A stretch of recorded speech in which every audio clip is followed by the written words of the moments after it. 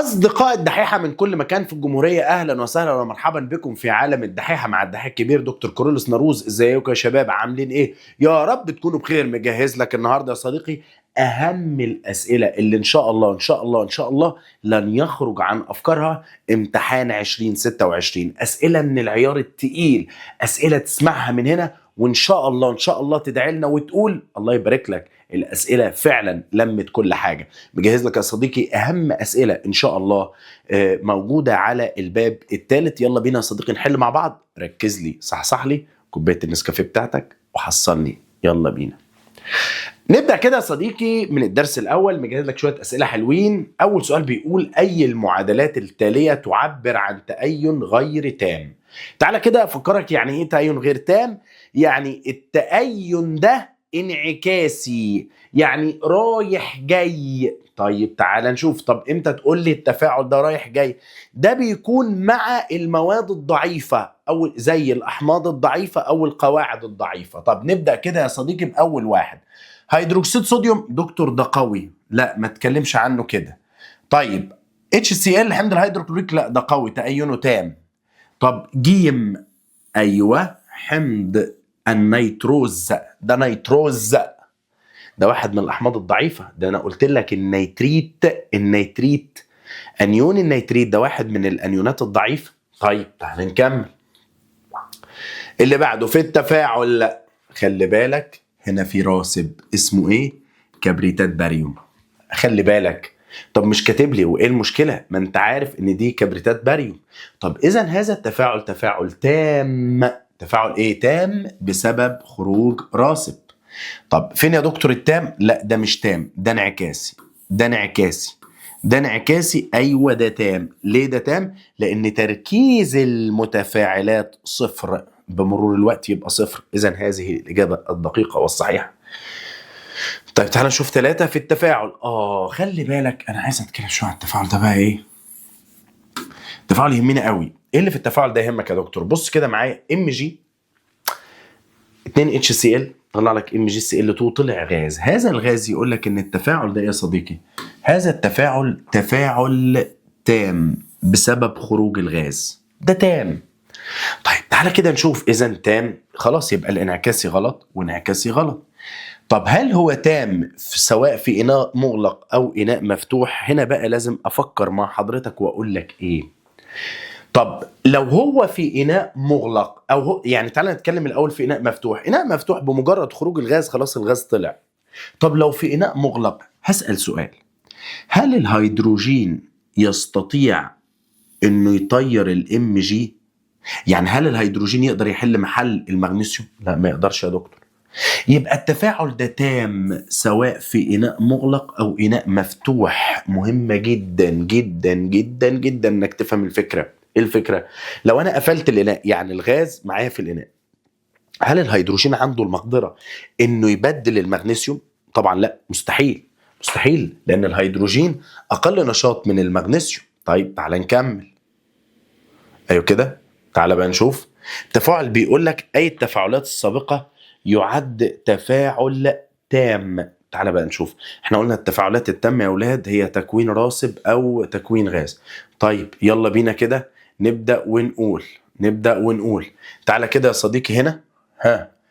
AgNO3 اكوس، طبعا NaBr طلع معايا AgBr راسب. دكتور طب ما التفاعل كده تام ليه؟ في خرج راسب يا مستر، ده في راسب خرج.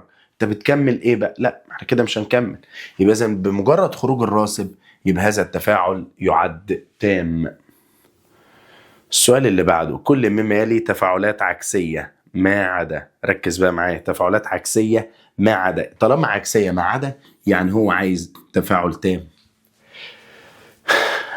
CO2 مع H2 يطلع CO في وجود ال H2O ده في إناء مغلق. خلاص يا دكتور ده تمام، ده كده تفاعل انعكاسي لأن الغازات موجودة في إناء مغلق. اللي بعده تفاعل قسطرة. تفاعل قسطرة ده تفاعل انعكاسي أهو. طيب تعال نشوف اللي بعده. اللي بعده تفاعل نفس الحتة اللي احنا قلناها من شوية. إحلال بسيط يا جماعة، الصوديوم يحل محل الهيدروجين أهو ولا يحدث العكس. يبقى ده تفاعل تام. ده تفاعل تام، يبقى كله انعكاسي ما عدا ده هيكون تام.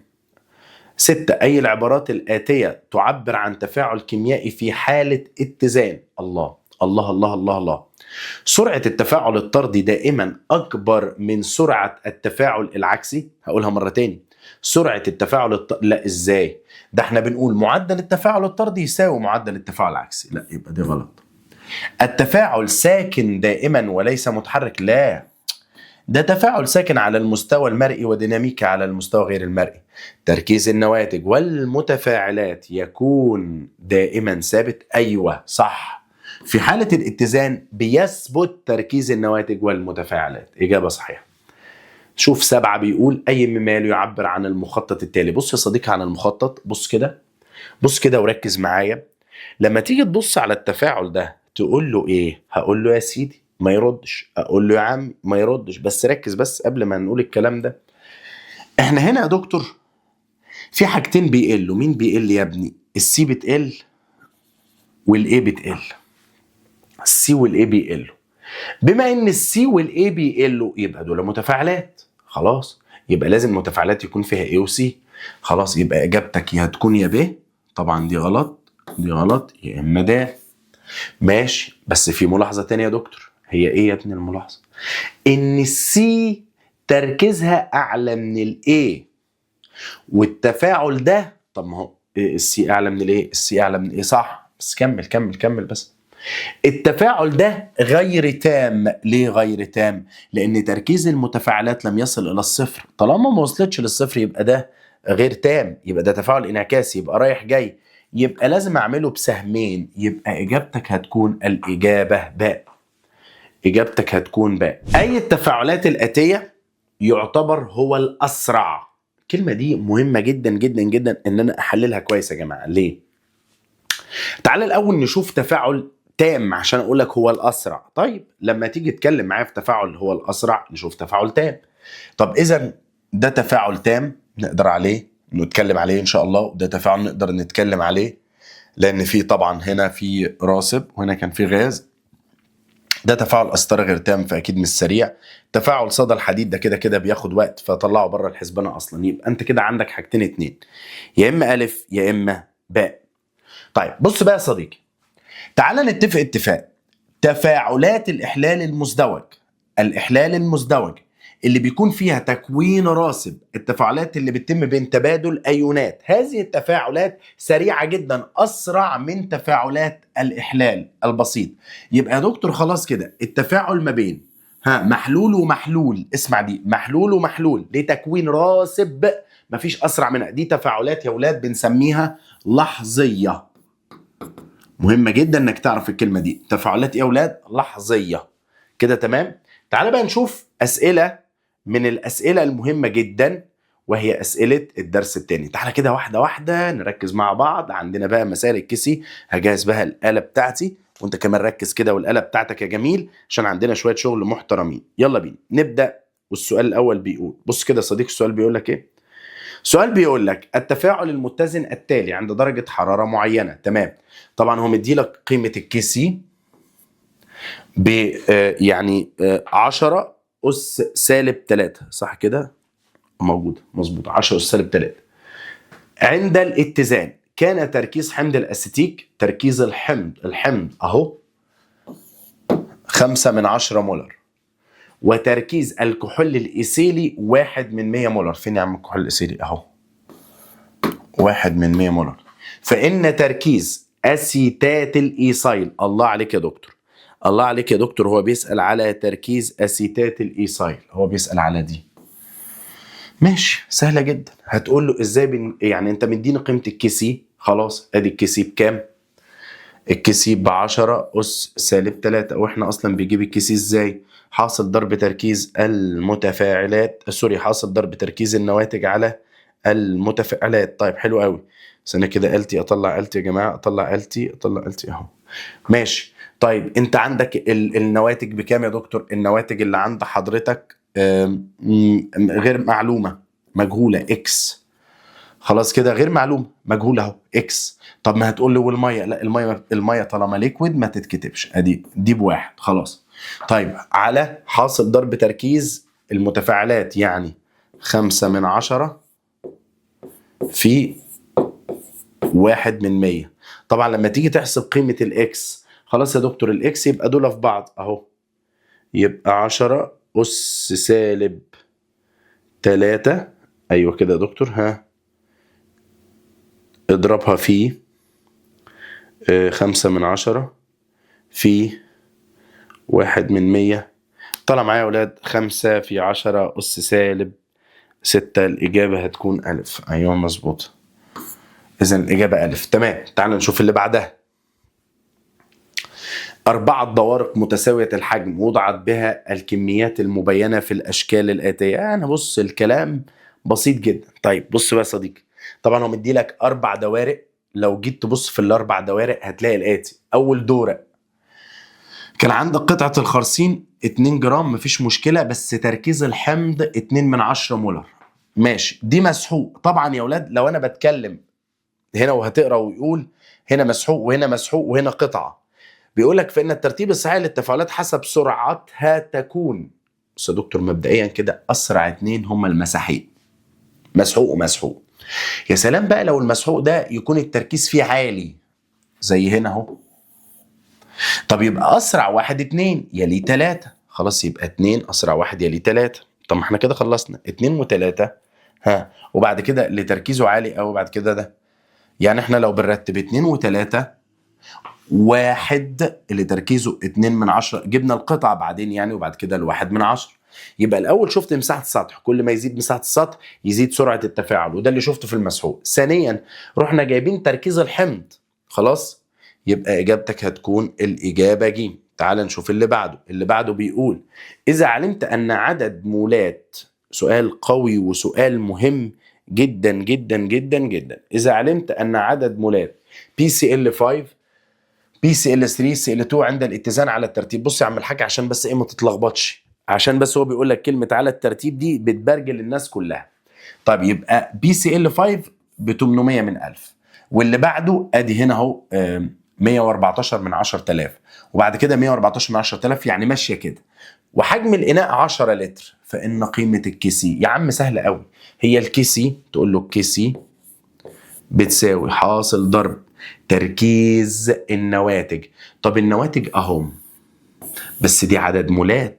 طب مش انت عايز التركيز؟ هتقول لي ايوه انا عايز التركيز. طب ما يا ابني التركيز بيساوي ايه؟ التركيز بيساوي ايه؟ صدقني التركيز بيساوي عدد المولات اهو، بص معايا، على الحجم باللتر اهو. كتبت عدد المولات على الحجم باللتر. طبعا كتبت الاول النواتج على المتفاعلات. بص كده المتفاعلات، لما تيجي تحسبها كده يا صديقي بص بقى معايا، آلتك الجميلة، والإجابة هتكون أيوة الإجابة ب. خلاص كده سهلة وبسيطة مفيهاش أي حاجة. 4، وركز بقى عند 4. عند تحضير غاز النشادر من عناصره الأولية لازم تكتب معادلة، لازم تكتب معادلة يا صديق. طب تعالى كده نحضر غاز النشادر من عناصره الأولية. آدي ال N2 زائد H2 يطلع NH3. طب لما نيجي نوزن هنحط هنا 2 ونحط هنا 3. يلا بقى تعالى نقول وعند الاتزان وجد عند الاتزان ان الكيسي ده مدي لك الكيسي راجل محترم، وبعد كده مدي لك الاتش 2، بعد كده مدي لك الان 2. حلو، فان ان اتش 3 تساوي كام؟ تركيز الان اتش 3 هقول له الاتي. بص يا دكتور احنا بنقول الاتزان الكيسي بتساوي حاصل ضرب تركيز النواتج NH3، بس ما تنساش يا دكتور كل مرفوع لأس يساوي عدد المولات. يعني هنا هكتب ده مجهول بس أس كام؟ أس 2 على حاصل ضرب تركيز النواتج على المتفاعلات اللي هي عندك بالفعل. يعني اوريدي هي عندك الهيدروجين ب7/10، خلي بالك الهيدروجين 7/10 أس 3 ما تنساش دي. النيتروجين بنص، ومش هنكتب أس حاجة لأن ما عندهاش عدد مولات. طيب ما عندهاش مولات أقصد. الكيسي طب هو مدي لك قيمة الكيسي. الكيسي بكام؟ الكيسي بتساوي 3/7 في 10 أس سالب 4. أنا كده كتبت كل حاجة. التركية كلها في حل مسألة زي كده، التركية كلها كانت فين؟ إنك تكتب معادلة موزونة بس. طالما كتبت معادلة موزونة أنت كده هتعرف الناتج بمنتهى السهولة. آلتك الجميلة وطلع. أيوه، هتلاقي الإجابة عندك، الإجابة ألف. معايا يا صديقي؟ الحمد لله. يا رب تكون معايا، يا رب تكون معايا ومش نايم. نكمل يا صديقي. سؤال رقم 5. السؤال الخامس: عند خلط تركيزات متساوية من ال H2A2 حدث الاتزان الآتي. حلو قوي يا مستر. فإذا كان ال HA، تركيز ال HA أيوه يساوي ده، وثابت الاتزان يساوي ده، يعني أنت بتقول لي إن الكيسيب ده وده تركيز ال HA، فإن ال A2. أولا هنا بقى لازم نفترض افتراض، هو بيسأل على ال A2. طيب انا هفترض يا صديقي ان ال A2 وال H2 دول تركيزهم زي بعض، صح؟ هتقول لي صح. يعني هعتبر ده اكس واعتبر ده اكس بما ان عندي 2 مجهولين. هتقول لي صح. طب يبقى اذا قيمه الكي سي اللي هي بتساوي 40 بتساوي حاصل ضرب تركيز النواتج، وكل اس مرفوع يساوي عدد مولاته. يعني هنا 1 5 6 3 ده تركيز النواتج، بس احط فوقيها اس 2 عشان هي 2 مول، وتحت اضرب المتفاعلات مع بعض اللي هي اكس تربيع. انا كده خلصت.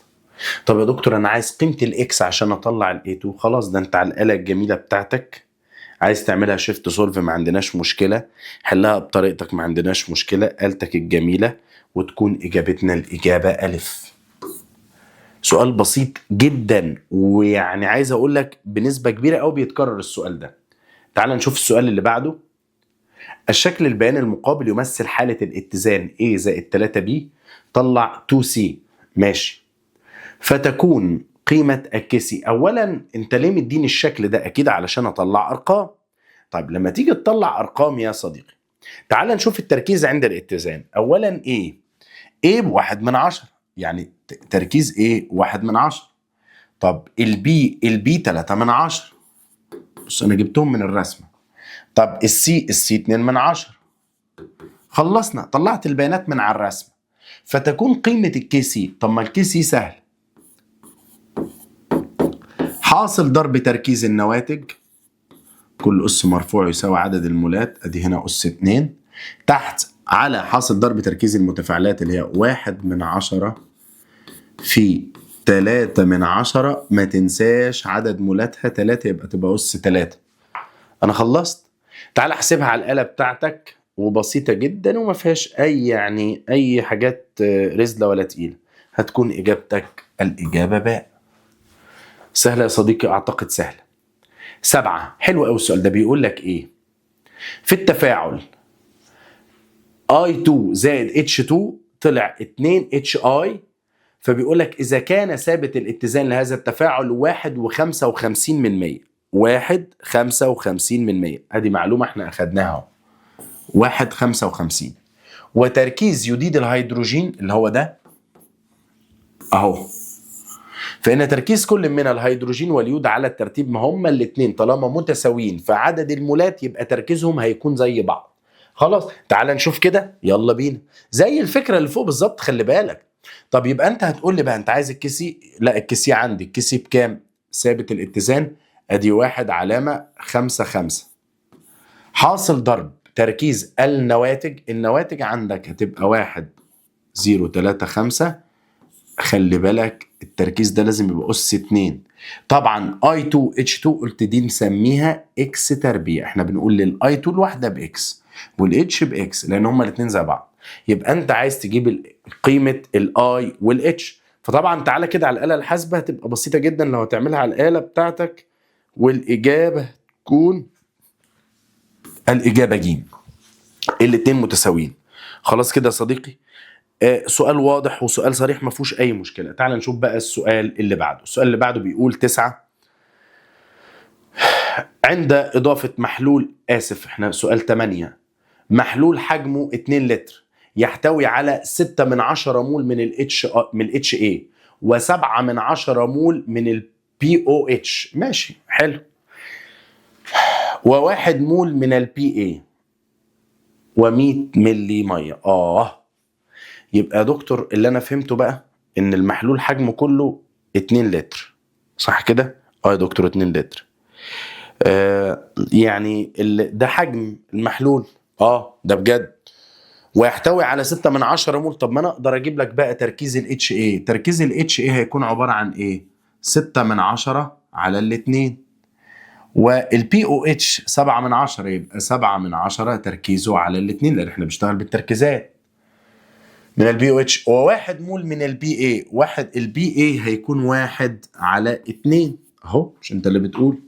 و100 ومول، ماشي، هو يقصد يا جماعة ومول يعني 100 ملي، 100 يعني مش عارف انتوا ايه يا جماعه، ايه اللي كاتبينه ده يا جماعه؟ و100 ملي من الماء او 100 مول من الميه ايا كان. تعالى بس نراجعها كده مع بعض. و100 مول من الماء، اسف، مكتوبه صح. و100 مول من الماء، كويس. بس يا مستر خلي بالك الماء هنا ليكويد، والليكويد احنا ما بنكتبوش، يبقى مش هشتغل بالتركيز ده ابدا.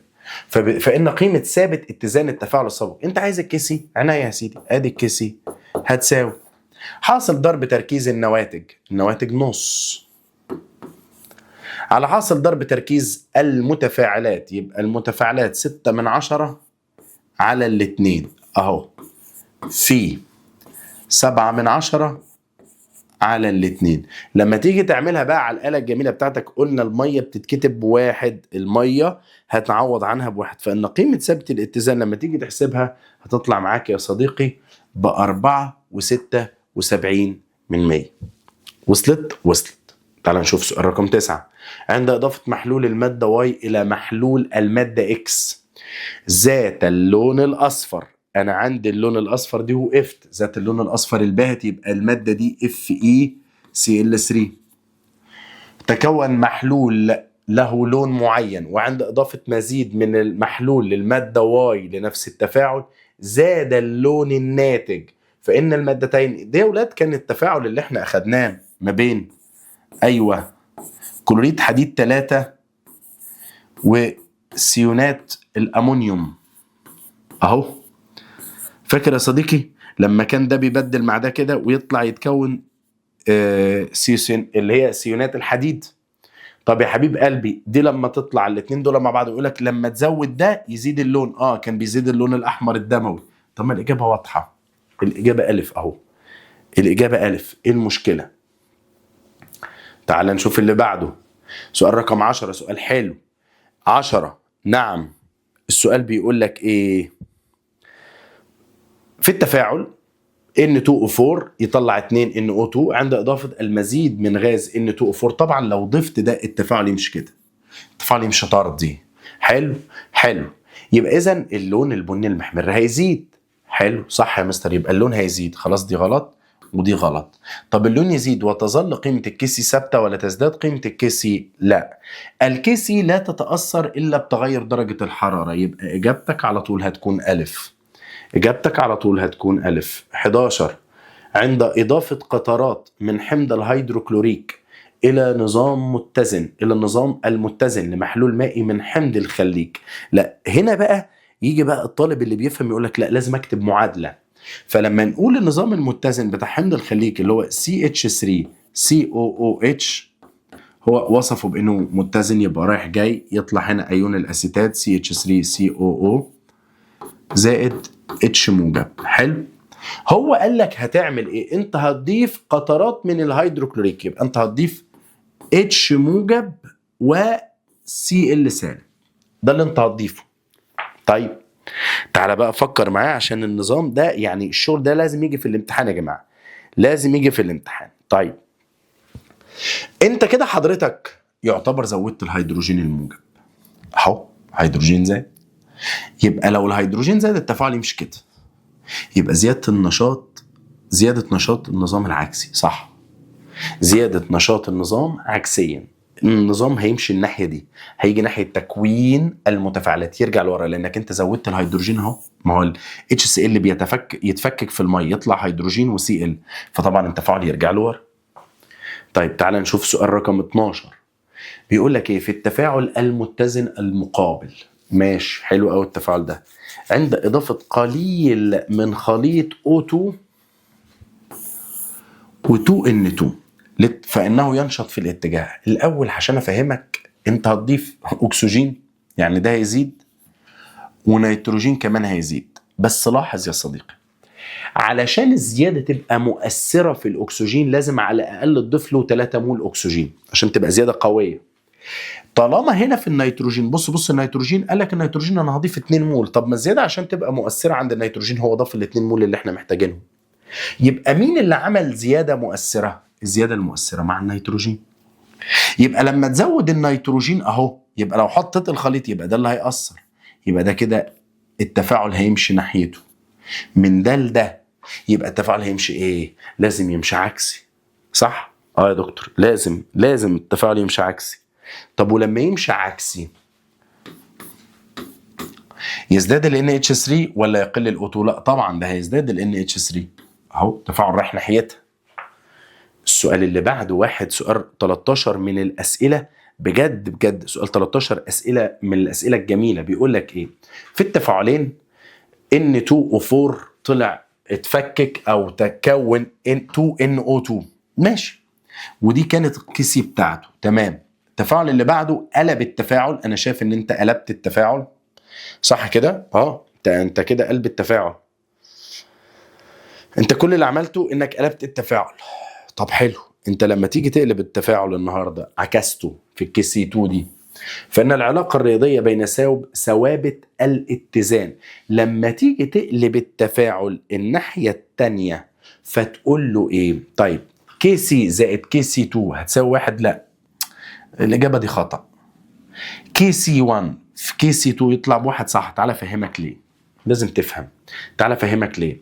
تعالى نعتبر يا صديقي ان الكي سي دي كانت ب2، مثلا كيسي 1. الكيسي 2 لما تغير المعادله بتاعتك، انت كانك بتقلب قيمه الكيسي، بتقلبها. طالما انت غيرت، بص، جبت المتفاعلات نواتج والنواتج متفاعلات قلبتها، يبقى انت كده لما تقلب تخلي الكيسي باشاره سالبه في الاس، يبقى كانك بتقلبها. يعني لو دي ب2، بص الاتنين تبقى كام؟ 1 على 2. فطبعا لما اجي اضرب كي سي 1 اللي هي ب2، دي ارقام افتراضيه، في نص، طب ما تطلع ب1. خلاص كده يا صديقي، ركز، اسئله مهمه واسئله خطيره. ومكملين يا صديقي، بس المره دي بقى معلش بقى، انتوا مش يعني ناس مش غريبه عننا، بس الواحد يحب كده هو شغال يعني يديها كوبايه شاي. عارف يا صديقي لما بتسحب كده شويه شاي، خلي بالك الموضوع بيختلف. يعني هقول لكم على حاجه، الشاي ده فيه مضادات اكسده اسمها انتي اوكسيدنت. الانتي اوكسيدنت دي يا صديقي بتعلي المزاج، بتعلي المود، بتخليك كده مقبل على الحياه.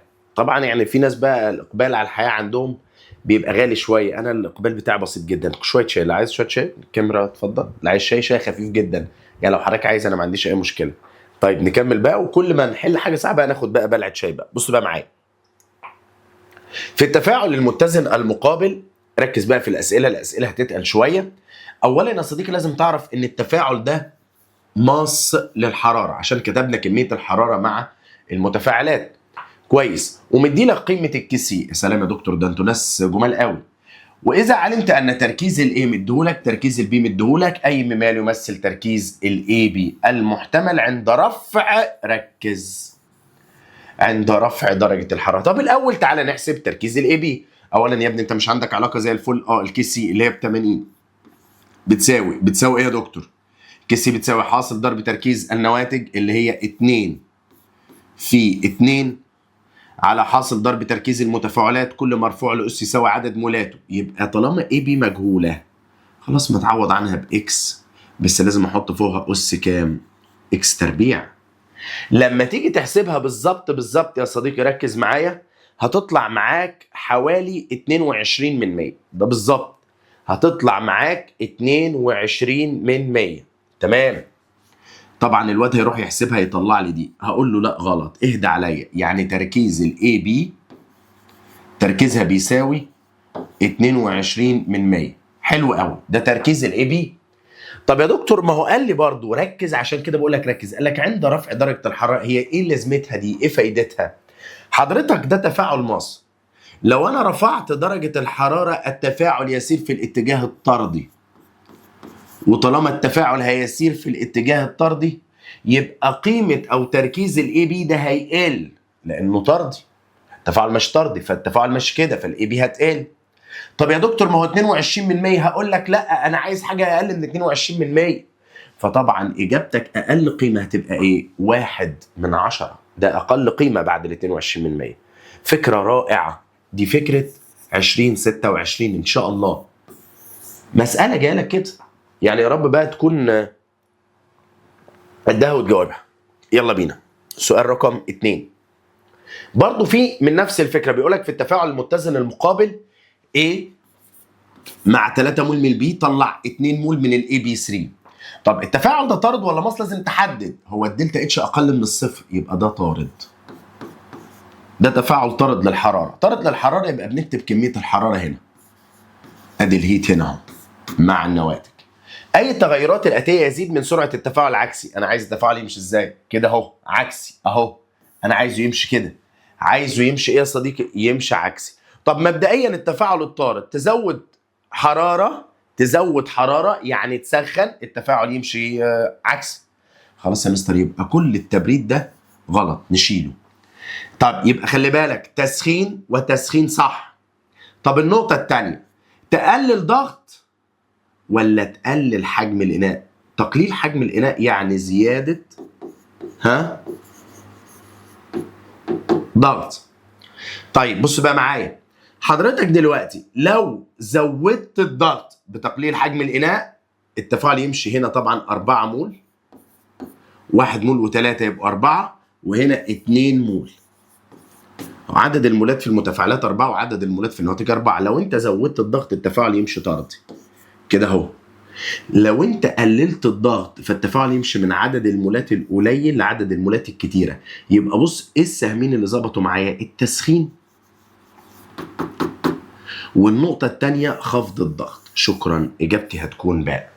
سؤال عالمي 2026 مهم جدا. يلا بقى تعالى معايا شوف السؤال الجامد ده. في التفاعل المتزن المقابل، نعم ال SO2 مع ال O2 تطلع 2 SO3. يا سلام، كلام زي الفل. اي مما يعبر عن دور خامس اكسيد الفاناديوم. يا ابني ده كان عامل حفاز. يا دكتور ما هو قايل لك عامل حفاز في هذا التفاعل، الراجل ما خباش عليا. ألف، يزيد عدد الجزيئات التي تتفاعل عند التصادم. صح 100%. دور العامل الحفاز انه يزود عدد الجزيئات المعرضه للتفاعل او المعرضه للتصادمات. جه واحد قال لي ايه؟ طب اكمل الباقي رايق. قلت له يا ريت. يزيد طاقه تنشيط المواد المتفاعله، هو بيقلل طاقه التنشيط ما بيزودش. يقلل من تركيز المواد الناتجه، هو لا يؤثر على تركيز المواد الناتجه. يزيد من سرعه انحلال SO3. دكتور لازم تفهم حاجه، ان العامل الحفاز زي ما بيزود سرعه الانحلال بيزود سرعه التكوين. هو قال لك هنا كلمه فقط، فطبعا دي خطا. يبقى اجابتك هتكون الاجابه الف. اسئله من نار، اسئله من نار يا عزيزي. ركز اللي بعده. في التفاعل المتزن المقابل، لو انت ركزت خلي بالك ده 1 مول، اوعى تتغر من شكله، ده الهيدرازين، وده 1 مول وده 2 مول. يبقى هنا موجودين 3 مول في النواتج، وهنا موجود 1 مول فين؟ في المتفاعلات. اي الاختيارات التاليه صحيح عند تقليل حجم الاناء؟ يعني زياده الضغط. زود الضغط. حضرتك لو زودت الضغط بزياده الضغط، بص معايا، لو زودنا الضغط التفاعل هيمشي ازاي؟ هيمشي عكسي اهو، من ال3 لل1. طالما من ال3 ل1 يقل الضغط الجزئي للهيدرازين، لا ده هيزيد، ده انا رايح له. ب، يزداد الضغط، خلي بالك يزداد الضغط الجزئي لغاز الهيدروجين. يا عم الحاج ازاي ده كده؟ ده هيقل، ده احنا ماشيين كده العكس. خلي بالك تزداد، والسؤال خلي بالكم الاسئله بتبتدي تتقل يا شباب. بيقول لك تزداد قيمه ثابت الاتزان. يا دكتور ما فيش حاجه تاثر على ثابت الاتزان غير درجه الحراره، معلش. يقل معدل تفكك الهيدرازين. صح لانه كده يا مستر رايح ناحيه التكوين. لو كده بص، لو ماشي طردي يبقى ده تفكك، لو ماشي عكسي خلي بالك، لو ماشي عكسي يبقى تكوين. طبعا هو لو انت لاحظت هو التكوين بيزيد يبقى التفكك يقل. خلاص، ما هو الاثنين عكس بعض. مركز؟ شوف اللي بعدها، بيديك تفاعل قمر زي القمر. المهم بيقول لك اي من الاختيارات التاليه يقلل من سرعه التفاعل. يقلل، سلام عليك وانت بتقول لي يقلل من سرعه التفاعل. بس خلي بالك انا شفت هنا في حمض نيتريك ليكويد. ليكويد يعني مركز اهو، ده مركز كونيك كونيك كونيك. ماشي. اي من الاختيارات التاليه يقلل من سرعه التفاعل. ها، مين يا حبيبي بقى يقلل من سرعه التفاعل؟ زياده درجه الحراره تزود التفاعل يبقى ما بتقللش. زياده مساحه السطح تزود التفاعل ما تقللش. اضافه ماء الى وسط التفاعل، ايوه هي دي الاجابه، دي تقلل من سرعه التفاعل. لانك انت يا نجم النجوم هنا خفيت، ولما بتخفف الحمض انت كده بتقلل من السرعه، لكن بزياده التركيز الحمض يبقى طبعا تفاعلاته اسرع. كمل. في التفاعل المقابل يمكن زيادة كمية غاز الهيدروجين الناتج من التفاعل السابق في وحدة الزمن. يعني انت تقصد يا دكتور انا عايز اثر على الكمية اللي عندي، عايز ابقى سريع. طب ماشي يا دكتور، يا ترى هعمل ايه بقى؟ ركز بقى معايا. وضع الاناء في خليط مبرد، يعني تقلل الحرارة، انت كده يعتبر هتقلل من غاز الهيدروجين المتصاعد. اضافة قليل من الماء الى وسط التفاعل هتقلل، ما انت كده هتخفف. كل ما بنخفف يا اولاد المعدل بيقل. زيادة حجم الاناء، انت كده بتقلل ضغط. لا. طب زيادة عدد مولات HCl في وحدة الحجوم، ايوه. عارف يعني ايه معنى زيادة عدد مولات HCl في وحدة الحجوم؟ دي معناها حبيب قلبي انك بتزود التركيز، ما انت بتزود عدد المولات في وحدة الحجوم يعني بتزود تركيز، وطالما انت بتزود تركيز HCl طب ما التفاعل هيبقى سريع. السلام عليك يا دكتور. ده ايه يا اخي؟ الواحد تحسه يا جماعه الدنيا ماشيه يعني حلوه، امال مالنا احنا شايفين الدنيا صعبه؟ الدنيا حلوه اهو. في التفاعل المقابل Mg مع HCl طلع MgCl2 زائد H2. اي من العوامل التاليه يزيد من معدل، انت لاحظت السؤال بيتكرر بكذا طريقه. طيب مين يزيد من معدل التفاعل؟ واحده واحده. طيب اول حاجه طحن المغنيسيوم، صدقني يا ابني صح. عارف ليه صح؟ لانك بطحن المغنيسيوم بتعمل على زياده مساحة الايه؟ السطح. خلاص. 8 عند اجراء تفاعل فلز نشط اكس مع حمض معدني قوي، ماشي، واي، ما التعديل الذي يمكن اجراؤه لكي يتم هذا التفاعل في زمن اقل؟ ركز يا ابني معايا، ركز يا ابني معايا، الكلام هنا تقيل قوي. طيب اسمعني بقى. تجزئة الفلز، عارف يعني ايه تجزئة الفلز؟ زيادة مساحة السطح. طب ما صح. تقليل حجم الحمض مش هيأثر على حاجة. انخفاض درجة الحرارة انت كده هتخلي ياخد وقت أطول. طب زيادة الضغط، زيادة الضغط يا صديقي يا صديقي زيادة الضغط تأثر على الغازات لكن مش هتأثر على المواد الصلبة. يعني الكلام يبقى منطقي شوية. خلاص يا سلام، خلصنا. خش بقى على سؤال المعلمين الكبار اللي بيشربوا شاي. خلاص كده يا جماعة، حد عايز يشرب شاي يا جماعة؟ تشرب؟ لا لا خلاص بقى، لا خلاص، لا انا هديها ده الأمير بقى. معلش بقى ميرو خليها معاك ماشي، عشان بس ايه ندخل نصور تمام تمام ماشي زي الفل. طيب اذا كان معدل تكون غاز الاي بي في 25 درجه سيليزيه يساوي 3 لتر لكل ثانيه، وعند رفع درجه الحراره الى 45 فان معدل تكوين غاز الاي بي يساوي، ركز معايا اسمعني، خد القاعده دي، بزياده درجه الحراره 10 درجات سيليزيه يزداد معدل التفاعل للضعف. هقولها مرة تانية، بزيادة درجة الحرارة 10 درجات سيليزية، كل 10 درجات بتزودهم المعدل بيزيد للضعف. طب تعالى هنا ثانية واحدة يا دكتور، واحدة واحدة. احنا كنا 25 درجة سيليزية فبقينا 35 درجة، فبقينا، شفت انا قسمتها لك، فبقينا 45 درجة صح؟ كل 10 درجات انت بتزودهم بتزود المعدل يا صديقي للضعف. فلو انا كان المعدل بتاعي 3، بص كده، انا كان المعدل بتاعي كام؟ عند ال 25 كنت 3، زودها للضعف تبقى 6 عند ال 35، زود ال6 للضعف عند ال 45 يبقوا كام؟ يبقى 12. سهله وبسيطه وتاخد درجتها وانت مغمض.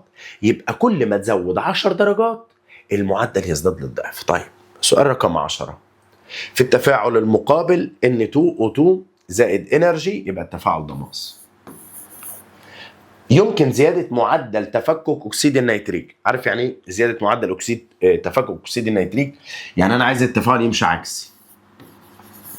التفاعل ده ماس، ما تنساش. طيب مبدئيا اي زياده في درجه الحراره للتفاعل الماس هتمشي التفاعل كده طردي. طب يبقى انا عايز اقلل درجه الحراره. خلاص يا مستر، يبقى اي رفع درجه الحراره لا انا مش هينفع معايا، يبقى الف غلط. طب اضافه اكسجين، ما هو يا مستر انا لو زودت، ما معلش انت حضرتك دلوقتي بتزود اكسجين، حلو. لو زودت اكسجين التفاعل هيمشي طردي. هو زياده الضغط طبعا الضغط مش هيأثر لان ده نص مول وده نص مول وهيطلع 1 مول مش فارقه، لكن هتزود اكسجين هنا يبقى التفاعل كده. يبقى مش تفكك، ده تكوين. احنا يا جماعه لو مشينا كده ده تكوين، لو مشينا كده عكس يبقى ده تفكك. طيب تعال نكمل. سحب النيتروجين، يعني اقلل ده كده. تصدق ما لو قللت ده كده التفاعل هيجي كده. التفاعل هيجي عند الحته اللي هيقلل فيها تاثير اللي حصل. طب وده ماس، يعني لو قللت درجه الحراره برضو تصدق تنفع، يبقى الاجابه ج تنفع. قلل درجه حراره التفاعل الماسي يمشي عكسي. قلل النيتروجين هنا اسحبه يبقى التفاعل هيمشي برضو عكسي، يبقى الاجابه برافو هتكون ج. اللي بعده هذا التفاعل، يعني بص ده يلعب معاك. التفاعل ده هتسال نفسك طرد ولا ماس؟ لازم تسال نفسك طرد ولا ماس. يا مستر كاتب لي ان الهيت بالسالب هنا، حبيبي كاتبها لك بالسالب هنا، يبقى لازم تروح الناحيه الثانيه بعكس الاشاره، يبقى التفاعل ده تفاعل ماس. فان قيمه الكي سي تزداد عندنا. بص يا حبيبي، في التفاعل الماس الكي سي بتزيد لما تزود درجه الحراره. شكرا، صدقني شكرا، ولا تقول لي بقى لا تركيز ولا عبد سميع ولا الكلام اللي مكتوب عندك ده. خلاص يا مستر، يبقى خفض درجه الحراره لا، ما هو الهيت هنا، فانت لو زودت ده كده يبقى التفاعل يمشي كده اهو. زود ده التفاعل يمشي كده. زياده التركيز غلط، قلت لك التركيز مش هيأثر. خلاص يبقى الاجابه اهي، ده زياده درجه الحراره. يا رب تكون وصلت. سؤال رقم 12. السؤال ده بقى عالمي. بيقول لك ايه؟ تتغير قيمة ثابت الاتزان لهذا التفاعل. أول ما قال لي ثابت الاتزان قلت له تعالى، اللي يأثر على ثابت الاتزان يا حبيبي حاجة واحدة فقط، وهي درجة الحرارة. just only درجة الحرارة. خلاص يا دكتور، يبقى الإجابة بتاعتي هتبقى إيه؟ وأنا مغمض عينيا، محدش بقى يلعب بيك ويقعد يقول لك يا ابني ومش عارف، لا هي درجة الحرارة بس. سؤال رقم 13. تعالى كده وحاول كده يا صديقي واحنا بنحل مع بعض، يعني حاول تحل معايا، يعني جرب كده انك تحل معايا، هتلاقي الموضوع بص عايز اقول لك جميل وحلو واكثر من رائع. بص بقى يا صديقي، سؤال 13. اولا ده الهيدرازين، يعني بدل ما اقول لك N2H4 كتبت لك بالشكل ده. طبعا طلعت N2 وطلعت 2H2 تمام، في وجود الدلتا اتش هنا اللي هي بالسالب، يبقى التفاعل ده طارد للحراره، عشان بس تبقى فاهم. يمكن زياده كميه الهيدروجين المتصاعد. كميه الهيدروجين المتصاعد يبقى انت كده يا صديقي عايز تمشي ايه؟ عايز امشي طردي. اللي يمشيك طردي تعالى كده لزياده درجه الحراره، لا لو زودت درجه الحراره همشي عكسي. زياده حجم الوعاء، عارف يعني ايه زياده حجم الوعاء؟ طب واحده واحده، مش ده 1 مول؟ ودول كام مول؟ 2 هيدروجين و1 نيتروجين، دول 3 مول. حبيبي لما بنزود حجم الوعاء يعني بنقلل الضغط. طب لما هقلل الضغط تصدق التفاعل يمشي من 1 ل3؟ صح؟ يعني انا مستر التفاعل بتاعي يمشي من 1 ل3، ده اساسي. ما هو انت بتزود حجم الوعاء يعني بتقلل الضغط. طب ما دي صح. خلاص انا ما استخدمتش حته الطارد دي. اوعى تقول لي دول 2 مول يا حبيبي، دول كلهم ده مركب واحد، دي رابطه، فده 1 مول. التفاعل يمشي من 1 ل3 لو قللت الضغط ايه المشكله؟ لكن لو زودت يمشي من 3 ل1. في التفاعل المتزن برضو هذا التفاعل لازم اقول لك طالما الدلتا اتش بالسالب يبقى ده طارد. لازم اقول يزاح التفاعل في اتجاه تكوين غاز الامونيا، يعني انت عايز التفاعل يمشي كده، عايز التفاعل يمشي طردي. امتى طردي؟ خلي بالك دول هنا 4 مول في المتفاعلات ودول هنا 2 مول في النواتج. إضافة المزيد من غاز النيتروجين، تصدق صح؟ لو أنت ضفت المزيد من غاز النيتروجين التفاعل يمشي ناحية الطردي.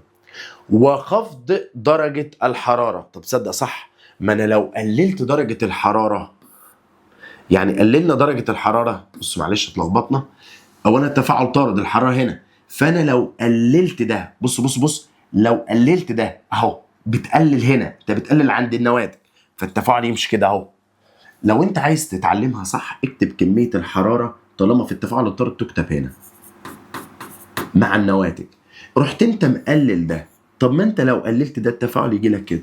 يبقى فعلا إضافة المزيد من غاز النيتروجين وخفض درجة الحرارة إجابة صحيحة. سؤال عالمي. طبعا هنبص على نفس الأفكار يا شباب، خلي بالكم في من الأسئلة دي أسئلة ثانوية عامة وأسئلة مهمة جدا في التفاعل المتزن الآتي. بص ادي الاي و3 بي 2 حلو، اتكونت 2 اي بي 3، يعني دول كانوا 4 مول وهنا اتكون 2 مول. والتفاعل ده بالمناسبه طارد، عرفت منين انه طارد؟ لان الدلتا اتش اقل من الصفر، اي من العوامل الاتيه يؤدي الى زياده سرعه التفاعل الطردي. انت عايز تزود تفاعل طردي، يعني عايز تمشي من الاربعه للاثنين. طب بص بقى معايا، عايز تمشي طردي هقولك ممكن تزود ضغط، زياده الضغط اهو، زود ضغط يبقى يمشي من الاربعه للاثنين، من العالي للواطي. لما تضغط اتحرك من العالي للواطي، ادي اول نقطه. طيب النقطه الثانيه، طيب مستر هو ده مش طارد؟ عايز امشي طردي يبقى قلل الحراره، برد يبقى الاجابه الف.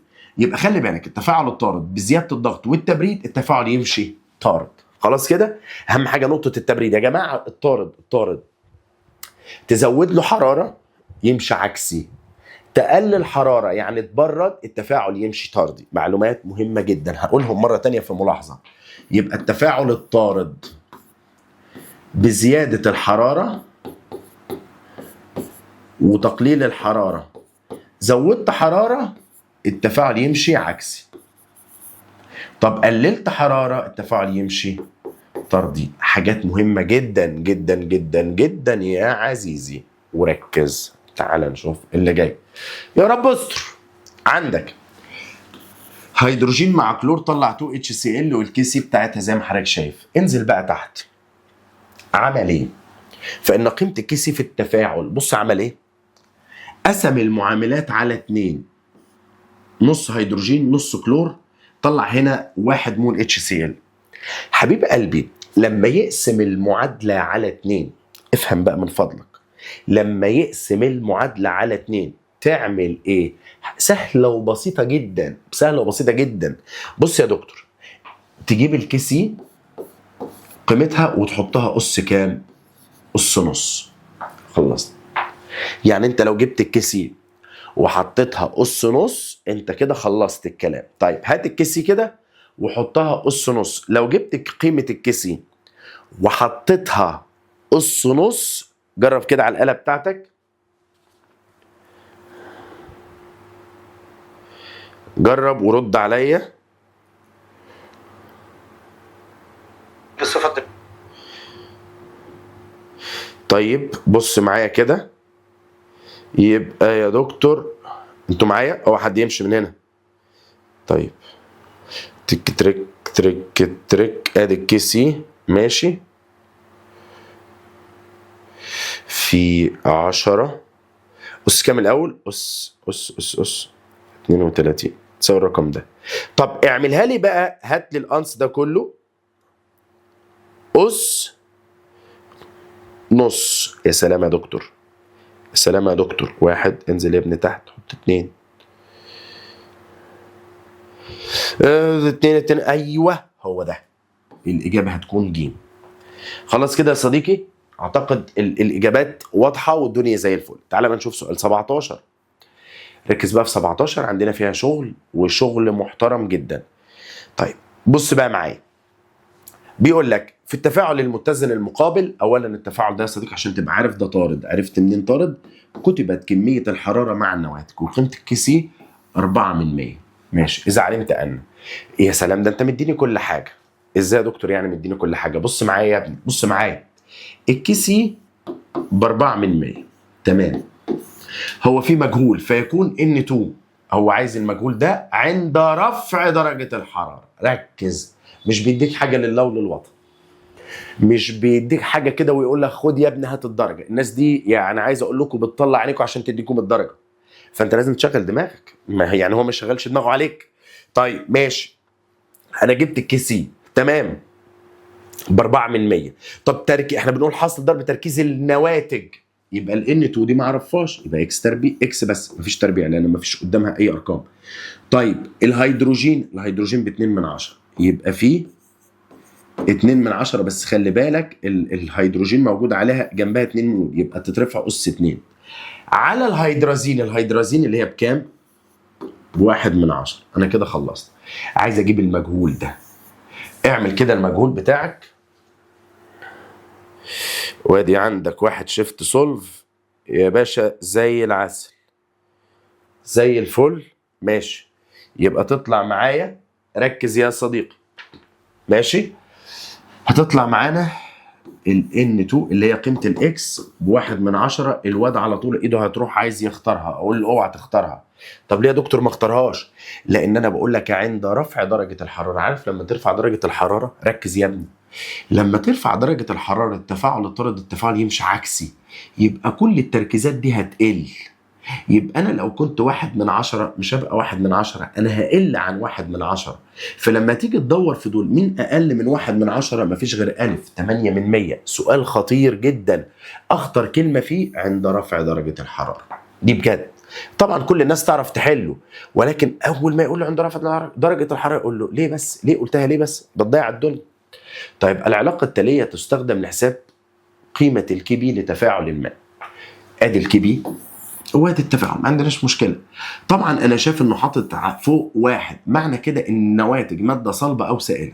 النواتج ماده صلبه او سائله، ادي دول شطبت عليهم لان النواتج اكوس وجاز. طب يبقى واحده من دول، ما انا قلت سائل او صلب عشان دول بعوض عنهم ب1. طب النقطه الثانيه 2 اكس، ماشي، ادي يا دكتور 2 اكس تربيع صح، اكس 2 فرفعتها ب2 اهو مظبوطه، واي 2 اهي مظبوطه.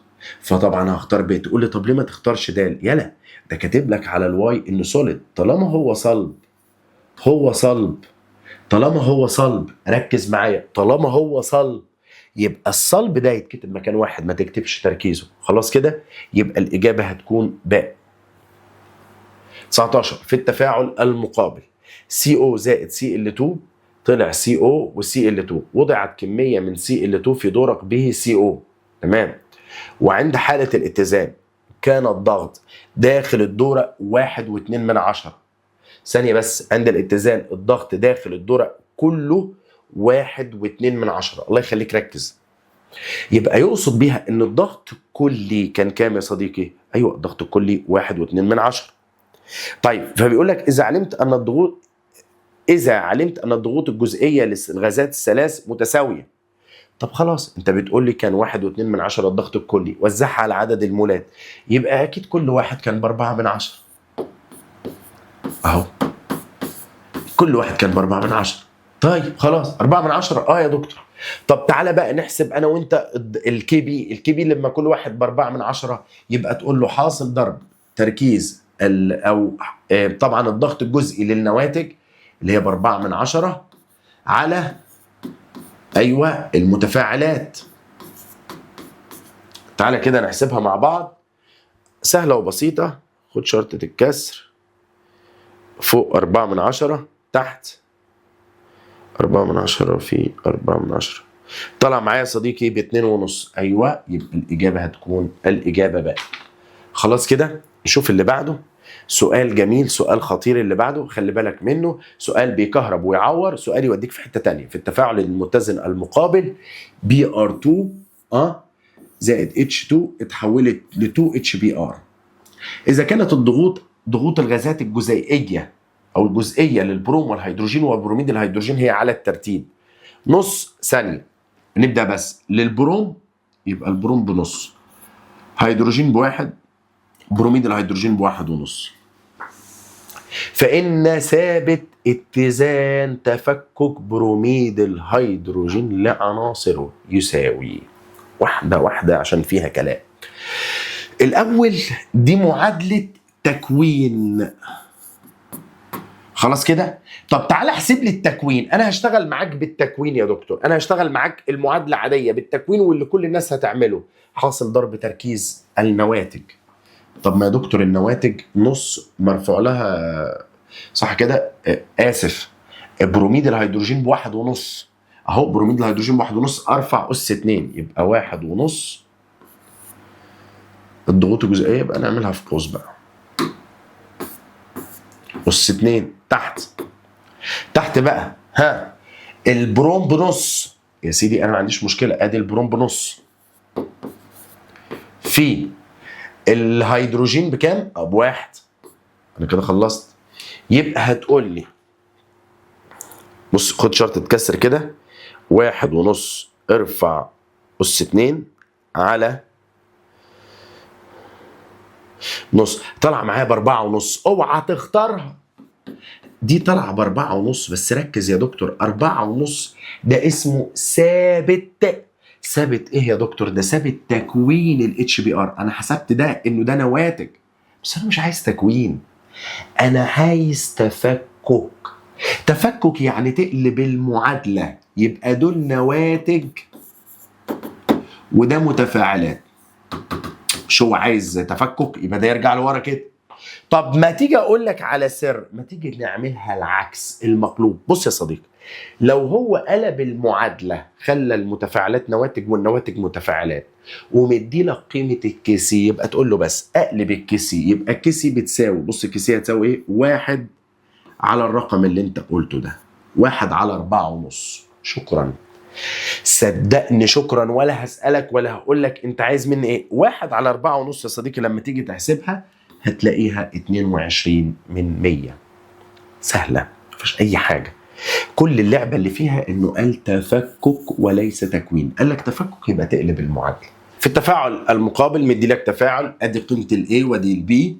عندما تكون الضغوط الجزيئية عند الاتزان، البي ب 213 من 1000 والاي 213 من 1000، فإن قيمة ثبت الاتزان للتفاعل على طول هتقول له حاصل ضرب تركيز النواتج وكل مرفوع لأس يساوي عدد مولاته، يبقى 213 أس 2 على 213. لما تيجي تعملها هتلاقي الناتج كام؟ طير واحدة منهم، يبقى الإجابة ألف 213. اللي بعده شوف بقى التركات والحلويات. بص بقى اللئيم، بص اللئيم بقى، وهيبتدي بقى يشتغل شغل اللئامة. في التفاعل المتزن المقابل عندك الاتنين مول من ده بيكونوا لي 1 مول من ده، وقيمة الكي بي لهذا التفاعل ب20. فإن قيمة الكي بي لتفكك 2 مول من N2O4. لا اصبر عليا بقى، ده انت خرب الدنيا.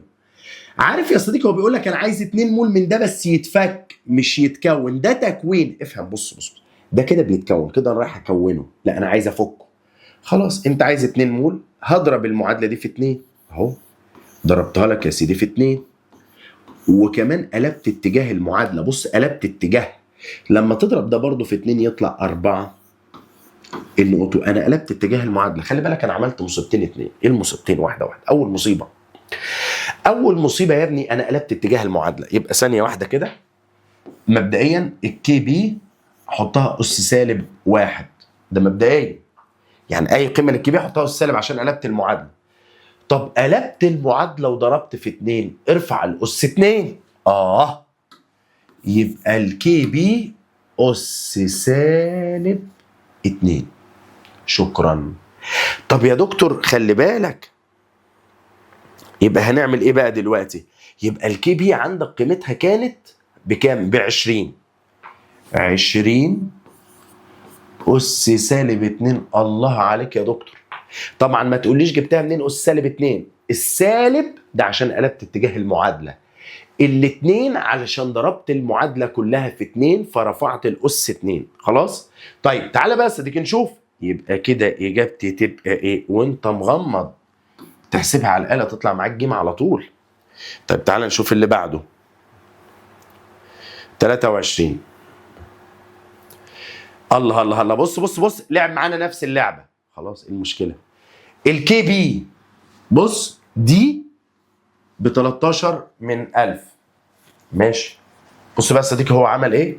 قلب المعادله. خلاص قدامك حل من اتنين، يا تقول له قيمه الكي بي دي الرقم ده تحط اس سالب واحد، او هي تقول له واحد على المقلوب، يعني تعملها كده ايه مقلوبه. مش عايزه تبقى مقلوبه، معرفش ليه مش عايزه تكون مقلوبه. بص قلبتها. تعالى كده يا صديقي احسبها. لما تيجي تقلبها واحد اتنين، طيب يبقى كام؟ 76.92%. بسيطة جدا. عارف يا قلبي هو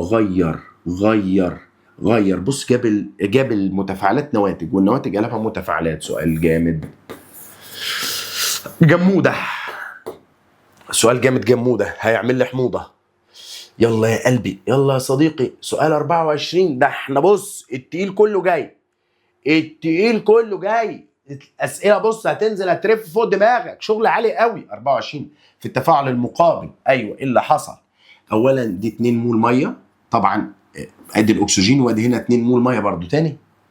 عارف عايز اقول لك على حاجه يا دكتور، انت بتقول ايه؟ فان قيمه الضغط الجزئي للاكسجين، لا واحده واحده بس كده عشان نفهم الضغط الجزئي للاكسجين هتساوي كام.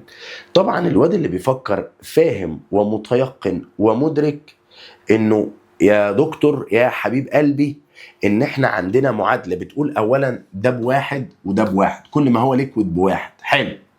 طيب يبقى حاصل، يبقى الكي بي بتساوي ايه عشان بس نفهم؟ حاصل ضرب تركيز النواتج اللي هي بواحد على حاصل ضرب تركيز المتفاعلات. طبعا انا مش عندي ده مجهول اهو، فده واحد اسف، لكن الاوتو مجهول اكس. خلاص طب ما انت يا ابني عندك الكي بي بكام؟ صدقني الكي بي هتلاقيها عندك اهي ب2/10. انا خلصت. طيب يبقى كده يا دكتور كام بقى؟ يلا بقى ركز وسهله وبسيطه. طيب قول لي نضرب في اكس. خلاص يبقى 1 على 2/10. تمام، 1 على 2/10 طلع معايا ب5. يبقى الضغط بتاع الاكسجين بكام يا صديقي؟ ب5. سؤال من الاسئله العالميه، ركز بقى معايا في السؤال اللي جاي ده كده اهو.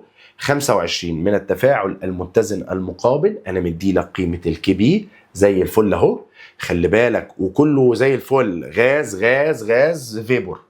فاذا كانت الضغوط الجزيئيه لكل من النشادر اهو ب1.5 اي تي ام، الاكسجين ب1.16، بخار الماء ب2.4، فان الضغط الجزئي للنيتروجين يا باشا دي زي العسل.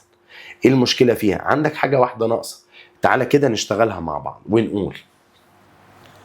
بص كده ناخد هنا في الحته دي، يلا كده الكي بي ب15.47 تساوي حاصل ضرب تركيزات النواتج. طب يا دكتور انا النيتروجين مش عندي، يبقى احط مكانها اكس تربيع. خلاص اكس تربيع ومتشاله مقفول عليها. طب بالنسبه للميه، بخار الميه 2.4 دول 6، يبقى في 2.4 أس 6. شوف أنا بكتب أرقام مظبوطة. طيب تحت بقى النشادر ب1.5، يبقى 1.5 أس كام؟ كل مرفوع الأس يساوي عدد المولات أس 4 في 1.5 أس 4 في الأكسجين ب1.16 أس كام يا قلبي؟ أس 3. لما تيجي تحلها كده على الآلة بتاعتك شيفت سولف زي ما أنتم متعودين يا شباب، وتيجي تطلع الضغوط الجزيئيه، هتلاقي عندك الضغط الجزئي للنيتروجين الاجابه بتاعته هتكون ج. اتمنى تكون استفدت. يلا بينا بقى كوبايه نسكافيه، خلي بالك وتقل الموضوع عشان داخلين على اهم جزء خطير جدا. هقول لك المفاجاه وسجلها عندك وشيلها لي. هدي لك يا صديقي حوالي 5 مسائل ان شاء الله لازم تلاقي منهم واحده في الامتحان، لازم، ولن يخرج عنهم الامتحان ان شاء الله. فعايزك تركز معايا في الجزء اللي جاي، ماشي؟ يلا بينا. نبدأ بقى يا صديقي بالسؤال الأول اللي بيقول حمض ضعيف درجة تأينه تساوي 3 من 100%، يبقى دي اسمها ألفا. حلو. وتركيزه ده السي ايه يا دكتور، تكون قيمة البي او اتش له، اصبر عليا صدقني هتشوف مني شغل عظمة. الأول حبيب قلبي مش ده حمض؟ أيوة يا دكتور حمض. طالما هو حمض يا صديقي العزيز هتقول له يبقى تركيز الهيدروجين او تركيز الهيدرانيوم يساوي ايه؟ الفا في سي اي. صدقني ده القانون. طيب مشكلتنا ان احنا ما بنعرفش نعوض. لو انا اديتك درجه التأين بالعلامه في المية يبقى هتقول لي الالفا بتساوي ايه؟ الدرجه دي على 100. يبقى بص معايا كده، بص معايا كده، بص الدنيا هتزنق. تعالى كده يا صديقي ناخد جنب كده، نكتب هنا السؤال الاول اهو. السؤال الاول، تعالى كده نحل مع بعض. احنا قلنا ايه يا دكتور؟ تركيز ايون الهيدرانيوم اهو هيساوي الفا في سي اي. حضرتك الالفا قلت عليها 3 من 100 على 100. خلاص يا اولاد، يبقى لما اديها لك بدرجه في المية او اقول لك كذا في المية فتقول لي الرقم على 100 في السي اي اللي هو بكام يا صديقي؟ اللي هو ب 2 من 10. لما تيجي تحسبها بص بقى معايا، احنا خلي بالك انا جبت تركيز ايون الهيدرانيوم، ولازم يا جماعه لازم تشتغل معايا الجزء ده، تشتغلوا بايدك. لازم يا شباب الجزء ده بايدينا علشان نعرف نطلع ارقام مظبوطه. يبقى دي شرطه كسر 3 من 100 على 100. حلو، اضرب ده كله فيه 2 من 10، فالناتج طالع من عندي اهو. ايا كان الرقم اللي طالع 0 علامه 0 0 هم 4 اصفار 6. تمام يا دكتور، ده بالنسبه لتركيز الهيدرانيوم. طب انا عايز البي او اتش، اقول له طب ما اجيب لك البي اتش الاول. البي اتش بتساوي سالب لوغاريتم التركيز اللي انت طلعته. يلا، يبقى سالب لوغاريتم سالب لوج انصر، طلع معايا ب4.22%. يبقى البي اتش هتساوي 4.2. حبيب قلبي انا مش عايز البي اتش، انا عايز البي او اتش. بص الواد الدحيح قال لي يبقى سهل، يبقى 14 ناقص 4.22. يبقى الاجابه بتاعتي هتطلع 9 علامه 9.78%. خلاص، مهمه قوي، مهمة جدا يا شباب. تعال نشوف بقى السؤال التاني. خلاص، يبقى الإجابة ج. السؤال اللي بعده بيقول لتر من حمض النيتروز. انت كده قلت الحجم، انت كده مديني حجم، قلت لتر من حمض النيتروز تركيزه.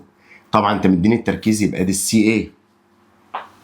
وعدد المولات غير المتأينة. يا سلام على الكلمة دي. أول ما قال لي عدد المولات غير المتأينة قلت بس هو كده عايز يلعب لعبة تانية. طيب انت كده عايز تجيب ايه؟ اي مما يمثل ثابت ايون الحمض. هو عايز من الاخر الكي اي. عندي قانون للكي اي بيقول لي ايه الكي اي؟ بتساوي الفا تربيع في السي اي. تقول لي يا دكتور طب ماشي، انا في حاجات انا معاك فيها. انا عندي السي اي دي عندي، ما هو قال لك التركيز ب1 من 10، بس انا مش عندي الالفا. اقول لك تعالى نجيب الالفا. تعالى نجيب الالفا. ازاي يا دكتور بنجيب الالفا؟ ده السؤال الثاني اللي عايز. يا جماعه البي دي اف ده موجود ان شاء الله، هيكون موجود على اول كومنت ان شاء الله، او اكتب لنا في الكومنتات، اكتب لنا انك محتاج البي دي اف ونبعته لك. لو عايز تسيب اي حاجه نتواصل معاك بيها، او تبعت لنا على ايا كان الارقام بتاعتنا او رقم الواتساب بتاعنا وهنبعته لك، ما تقلقش يعني. تعال نشوف السؤال الثاني. احنا شغلتنا عايزين نجيب الالفا. طب الالفا بتساوي ايه؟ بص معايا كده، عدد لما توصل سن ايه يا عم اللي فتح ده بس؟ ايه يا جماعه؟ بص معايا كده، عدد المولات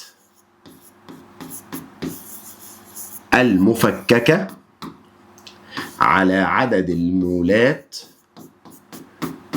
الكلية قبل التفكك. واحدة واحدة، تعالى كده وجاوب. طيب احنا عدد المولات المفككة قد ايه؟ ما نعرفش. طب عدد المولات الكلية قبل التفكك، لو انت رجعت يا صديقي، احنا عندنا يا صديقي عدد اولا الحجم لتر من حمض النيتروز تركيزه 1/10.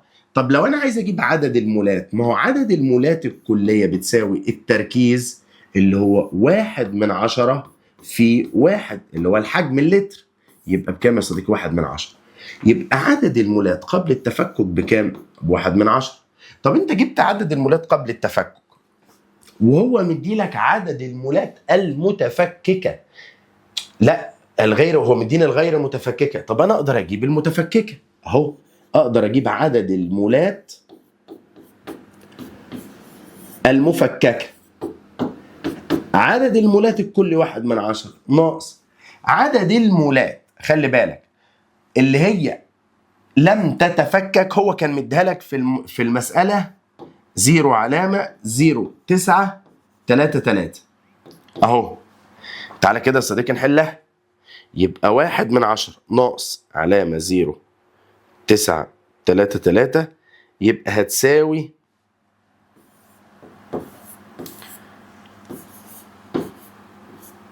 67/10,000 اهو. ودي فعلا عدد المولات اللي تفككت. طب خلاص انا كده قدرت اجيب قيمة الالفا. يبقى الرقم اللي انت جبته ده على 1/10 تطلع معايا، بص كده الالفا، اذا قيمة الالفا هتساوي 67/1000. طب انت جبت قيمة الالفا، دلوقتي عايزين نجيب مين بقى؟ مستر انا عايز اجيب الكي اي. الكي اي بتساوي الفا تربيع في السي اي. السي اي كانت ب1/10 في الالفا تربيع الرقم اللي انت جبته ده،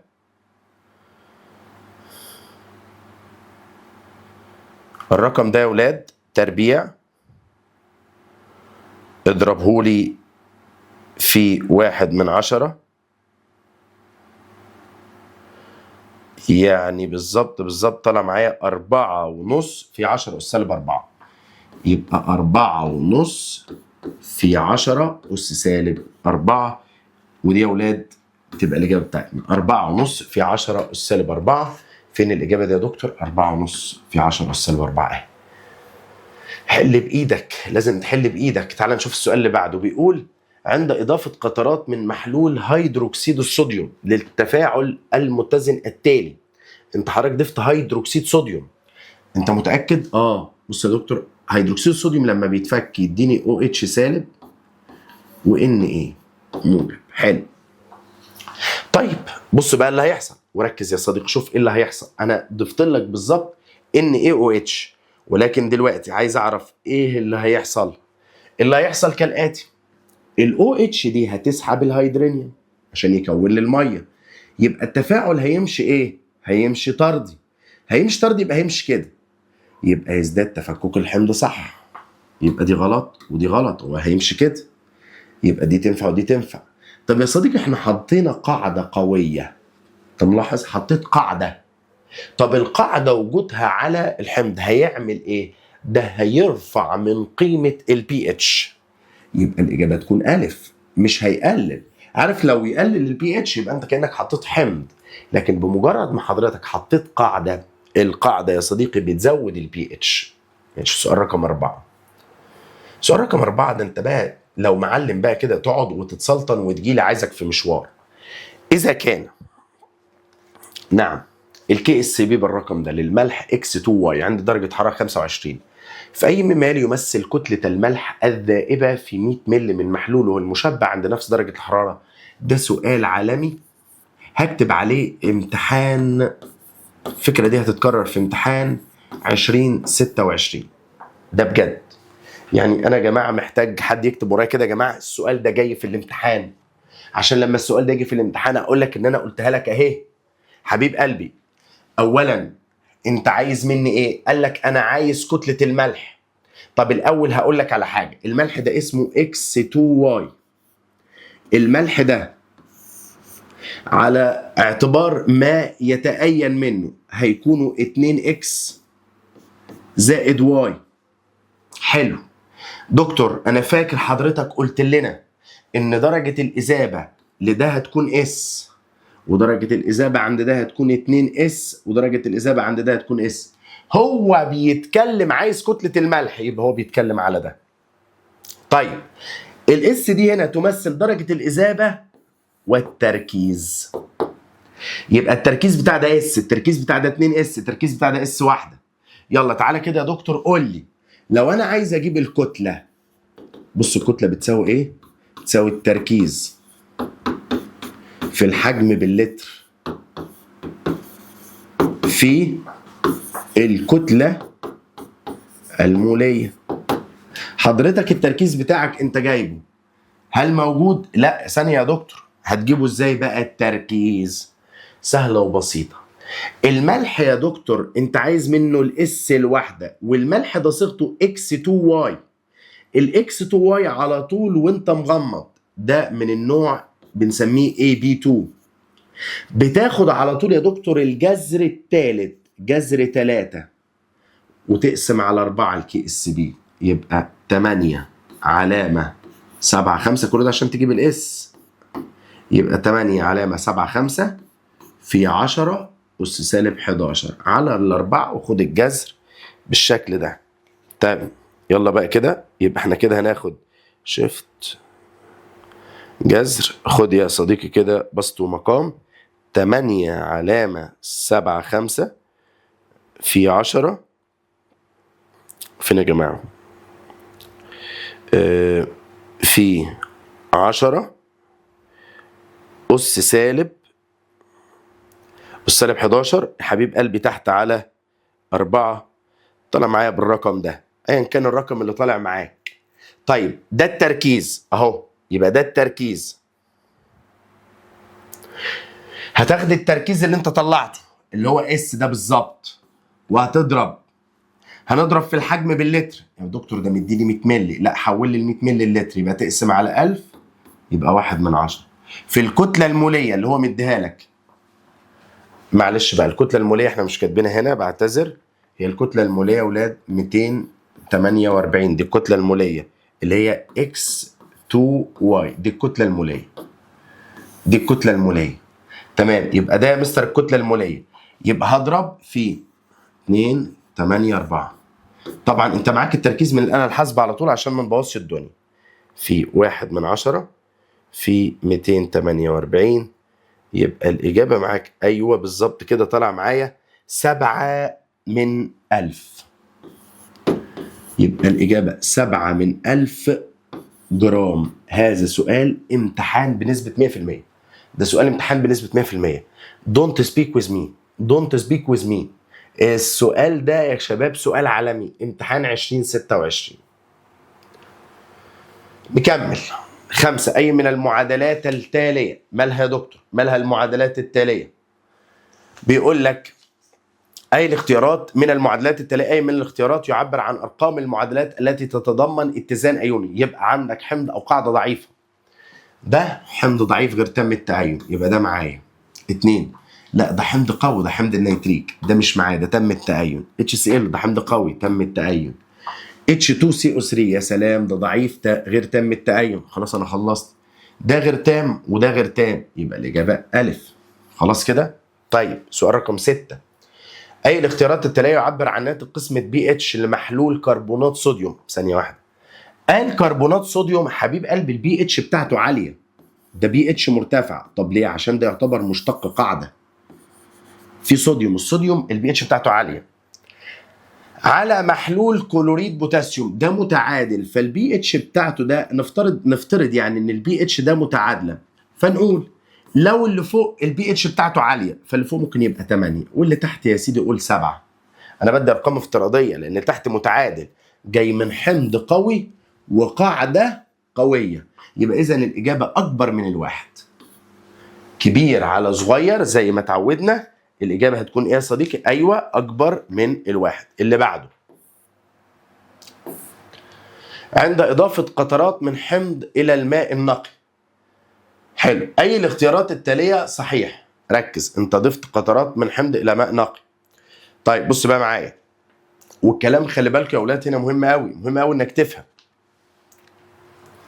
يزداد تركيز أيون الهيدروجين الموجب، صح، وتزداد قيمة الكي دبليو، غلط. يا مستر الكي دبليو لا تتغير الا بتغير درجه الحراره، يبقى ده كله غلط.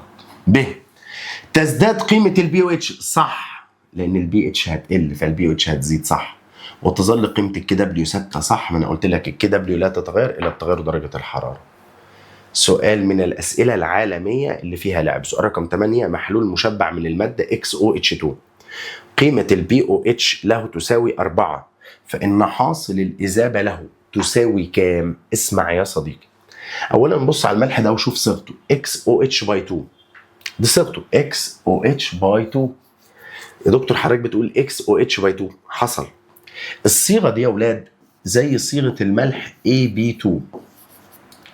اول يا صديقي ما تشوف الصيغه بتاعت AB2 تعالى نفترض الافتراضات اللي انا هقولها لك دي دلوقتي. ايه يا دكتور الافتراضات؟ تعالى بس خد لي كده مساحه عشان نعرف نتكلم مع بعض. بص، اولا هو اسمه ايه؟ افتح بس معاكم كده عشان ايه نكون ايه واضحين. الملح اسمه XOH باي 2. تعالى نفترض ان الملح ده هيحصل فيه تفكك، تمام؟ يبقى ادي X زائد 2OH. يا صديقي كلام زي العسل وكلام زي الفل. طب لو انا قلت لك يا صديقي ان ده تركيزه، هدي طبعا اي رمز افتراضي S، يبقى ده تركيزه S، يبقى ده تركيزه كام؟ 2S. ده بالتركيزات. طب هو قال لك ايه؟ فاذا كانت قيمه POH له تساوي 4، البي او اتش تساوي 4، طب انا عايز تركيز الاو اتش، فانا عايز تركيز الاو اتش، الاو اتش بتساوي 10 اس سالب بي او اتش. يا سلام يا ولا، يا سلام يا ولا. ولو انت رجعت المساله البي او اتش قيمتها بتساوي 4، يبقى تركيز الاو اتش بيساوي 10 اس سالب 4. انا خلصت. ده خلي بالك 10 اس سالب 4 تركيز الاو اتش كله، يبقى ال 2 اس دول كلهم بكام؟ ب 10 اس سالب 4. طب حبيب قلبي يبقى الاس الواحده بكام؟ الاس الواحده 10 اس سالب 4 على الاثنين. انا عايز اجيب قيمه الاس الواحده. انت مركز معايا يا ابني؟ انا عايز اجيب قيمه مين؟ الاس الواحده. يبقى 10 اس سالب 4 على الاثنين هتساوي 5 في 10 اس في 10 اس سالب 5. ده قيمه الاس، ده قيمه الاس الواحده.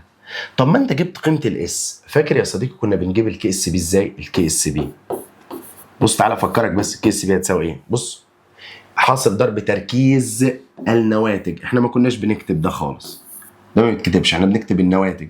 يبقى اس في 2 اس تربيع. بص بص بص، اس في 2 اس اللي فوق تربيع. فعشان كنا نختصر دي يا اولاد نقولها كده، تضرب دول مع بعض تقول 3، اسف تقول له اس في 2 اس يبقى 2 اس تكعيب، والاتنين كمان تتربع فهتبقى كام؟ ما احنا بقى تربع بقى دي دي 2 اس ال 2 اس تتربع على طول بالاثنين يبقى 4 اس تكعيب. طب حلو، انا عايز الكي اس بي. طب ما انت يا ابني معاك قيمه الاس، يبقى تقول له القيمه اللي طلعت معايا يا دكتور. بص بقى هعمل ايه؟ احط لها اس 3، اس 3، لا واكمل واقول وهضرب في 4 يبقى 5. ايوه كده. تعالى كده نشوف الاختيارات. يبقى برافو، يبقى الناتج هيطلع الاس اهي قيمتها اهي، وطبعا هجيب الرقم ده احطه هنا، يبقى الناتج 5 في 10 اس سالب 13. واضحه جدا. خلاص، دي قيمه حاصل الازاله. تعالى يلا بينا نكمل. يبقى 5 في 10 اس سالب 13 هي دي الاجابه. بص بقى تعالى نكمل. عند اضافه قطرات من الاتش سي ال للتفاعل المتزن الاتي. يا دكتور انت لو حضرتك ضفت اتش سي ال يبقى كانك بتزود التركيز ده، ما هو اتش سي ال بيتأين لاتش موجبه سي ال. طيب ثانيه واحده بقى، انت زودت تركيز ايون الهيدرانيوم. طيب بص بقى، يزداد ثابت التأين. دكتور ثابت التأين لا يتغير الا بتغير درجه الحراره. لا يتغير ثابت التأين الحمض، صح. وبما ان انت زودت ده فبيقول لك ويقل تركيز ايون السيانايد، صح. ما هو انت التفاعل هيمشي عكسي، يبقى الاجابه ب مظبوطه. اوعى يقول لك ثابت يتغير الا بتغير درجه الحراره. المحلول المائي من حمض الكبريتوز يحتوي على، اولا حمض الكبريتوز ده حمض ضعيف، ده مبدئيا ضعيف. طب بما ان هو يا اولاد حمض ضعيف، لا تعالى لي كده نشوف. اولا H2SO3، اسمع بقى معايا. حلو. لما يتأين في الميه لازم اكيد يا دكتور، اكيد يعني هو الميه فيها OH سالب وفيها H موجب. الاتش الموجب يتحد مع ميه يبقى هيدرانيوم زي ما انت شايف. تمام. طب ما هو يا دكتور بص معايا، وارد يطلع من ده SO3، ما هو تفكك جزئي اهي، وارد يطلع SO3، ما هو تفكك جزئي بيتفك حته. في حاجه تانية وارده؟ لا، هما دول ممكن يطلع ال SO3 او يطلع HSO3. ما هو دكتور ايه الفكره؟ انه بيتأين جزئيا. انا عايز من الاخر كده كل حاجه تبقى موجوده عندي. يبقى اجابتي هتكون ايه؟ الاجابه الف، اجابه واضحه وما فيهاش اي لعب خالص خالص خالص خالص. يمكن تطبيق قانون فعل كتله على كل مما يألي ما عدا. قانون فعل كتله يطبق على الاحماض الضعيفه. طب هو عايز ما عدا، يبقى اختار القوي. ده ضعيف، الكبريتوز لسه قايلينه، يبقى اختار ده قوي. لكن ده ضعيف، يبقى احنا هنختار مين يا اولاد؟ ده. فطبعا ده غلط، كله ده غلط. خلاص كده؟ خلاص يا صديقي. تعالى بقى نشوف رقم 12. اصحى لي كده وفوق لي. اي مما ياتي يعبر عن التغير الحادث في قيمه درجه التأين الفا بعد اضافه كميه متساويه من الماء لكل انبوبه. اولا خلي بالك، قال لك ده حمض قوي، يبقى الفا لا تتاثر، معلش بي لا تتاثر. ده حمض ضعيف، يبقى التأين بيزيد. يبقى ايه؟ التأين بيزيد، الفا تزيد، لكن الثانيه لا تتاثر، يبقى الاجابه الف. كلام واضح وبسيط. 13 عند تخفيض طبعا هو يقصد بها عند تخفيف. معلش بقى يا اولاد، خطأ في الكتابه، يا ريت بس نشوف كده. عند تخفيف، انا اسف، عند تخفيف الكتروليت ضعيف مع ثبوت درجه الحراره. تخف مع ثبوت درجه الحراره. اكيد يا دكتور درجه التأين هتزيد، ده لازم، ما هو انت بتخفف يبقى درجه التأين بتزداد. خلاص، يبقى دي غلط ودي غلط. طيب تركيز المحلول يزيد يا دكتور، احنا بنخف، يبقى تركيز المحلول يقل، يبقى الاجابه ج. خش اللي بقى على التقيل كله. الجدول التالي يوضح ثوابت التأين يقصد بها الكي اي لبعض الاحماض. طيب تعالى بقى، انا عايزك بقى تجاوب بلغه المحترفين. بص بقى معايا، كل ما يزيد الاس السالب طبعا يعتبر القيمه بتقل. خلاص. طيب تعالى بقى نشوف، كل ما يزيد الاس السالب القيمه بتقل، يبقى اقوى واحد ده عشان ده اس سالب 2. مين بعده؟ اللي بعده الايه. مين بعده؟ بعده البي. مين اقل واحد؟ سي. طيب يبقى بي اضعف من سي. بي اضعف من سي؟ لا، هو اقوى من سي، الاجابه غلط. طب سي اضعف من بي؟ اضعف من بي. واقوى من دي يا راجل، ده دي اقوى واحد. غلط. طب دي اقوى من سي؟ وبي ما دي اقوى واحد. يبقى هقولها تاني يا اولاد، كل ما تزيد قيمه الكي اي بيزيد معاها قوه الحمض. يعني طبعا كل ما زادت الكي اي للحمض زادت قوته. طيب اللي بعده، وركز بقى معايا، أذيب 7,258 جرام من حمض HCN في الماء، ضربناها في الميه فاصبح حجم المحلول 100 مللي. يعني انت ضربت الكميه دي في ال 100 مللي دول. فاذا علمت ان، طبعا مدي لك الكتله الموليه للهيدروجين والكربون والنيتروجين، الكي اي بتساوي 7.2 في 10 أس سالب 10، فان درجه تأين الحمض، حبيب قلبي هو بيسأل على الالفا. انا خلصت. تعالى كده نحلها مع بعض. هي الالفا بتساوي ايه؟ بص كده، اولا احنا عندنا قانون كان بيقول الكي اي بتساوي الفا تربيع في التركيز السي اي.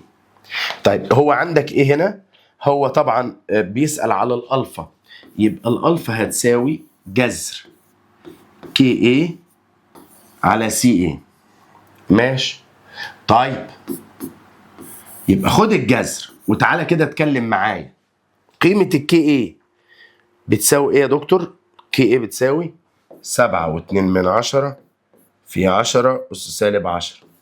طب السي ايه التركيز مش عندك، لا بس انا اعرف اجيبه.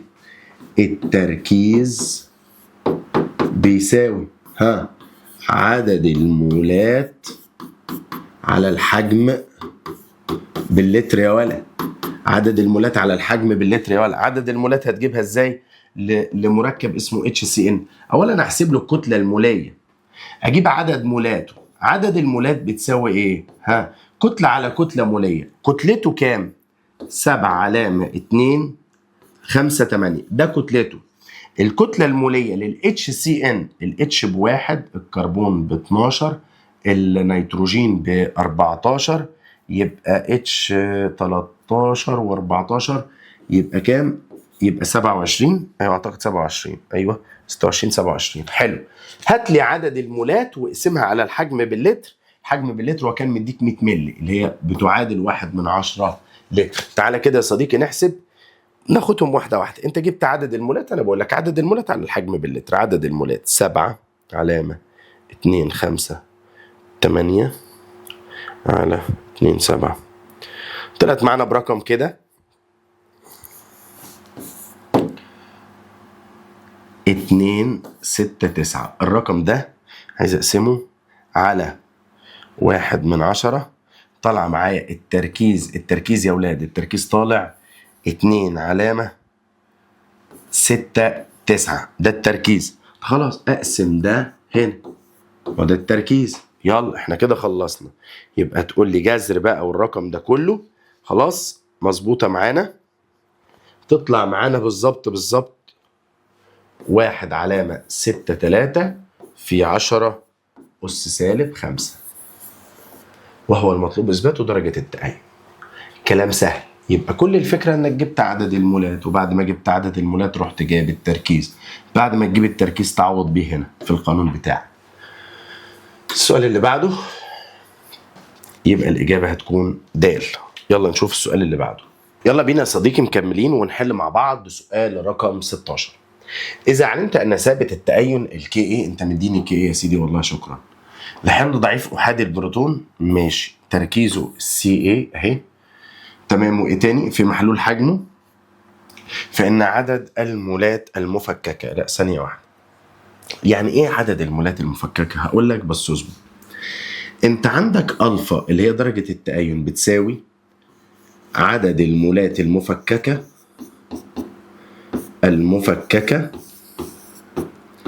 على عدد المولات صدقني الكلية. ثانية، ألفا عدد المولات المفككة على عدد المولات الكلية. زي العسل، قمر و100 فل و14. طيب افصل لي يا ابني هنا.